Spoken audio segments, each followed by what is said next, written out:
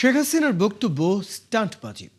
সৎ সাহস থাকলে দেশে ফিরে আইনের মুখোমুখি হওয়ার আহ্বান জানালেন বিএনপির সিনিয়র যুগ্ম মহাসচিব রুহুল কবির রিজভী। নয়াপল্টনে দলের কেন্দ্রীয় কার্যালয়ে একথা বলেন তিনি আরও বলেন, আগের চেয়ে অনেক স্বস্তিতে শান্তিপূর্ণভাবে ঈদ উদযাপন করতে যাচ্ছে মানুষ। বিগত আমলে ঘরমুখো মানুষের নিরাপত্তা ছিল না অভিযোগ করে তিনি বলেন, আইনশৃঙ্খলা পরিস্থিতি এখন আগের চেয়ে অনেক ভালো। এ সময় সরকারের দৃশ্যমান পদক্ষেপে সাধারণ মানুষ এবার ঈদ স্বস্তিতে উদযাপন করবে বলেও আশা প্রকাশ করেন তিনি। বলেন, সরকার প্রথম 100 দিনে নির্বাচনী ইশতেহার বাস্তবায়নের যে তৎপরতা দেখিয়েছে, আগামীতেও জনগণকে দেয়া প্রত্যেকটি প্রতিশ্রুতি বাস্তবায়নে তারা অঙ্গীকারবদ্ধ।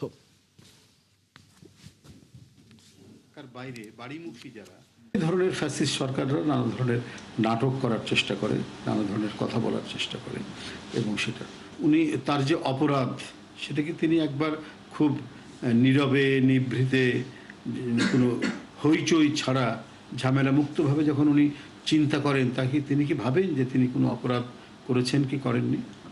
তো তো এখন উনি এগুলো আবার দেওয়ার দরকার কি, কথা বলার দরকার কি? যদি উনার যদি সেই থাকে, তার যদি সেই ইচ্ছা থাকে, তো উনি চলে আসুক, উনি আদালত ফেস করুক, আদালতের যে দণ্ড আছে এবং আদালতের যে মামলাগুলো আছে সেই মামলাগুলো উনি ফেস করুক।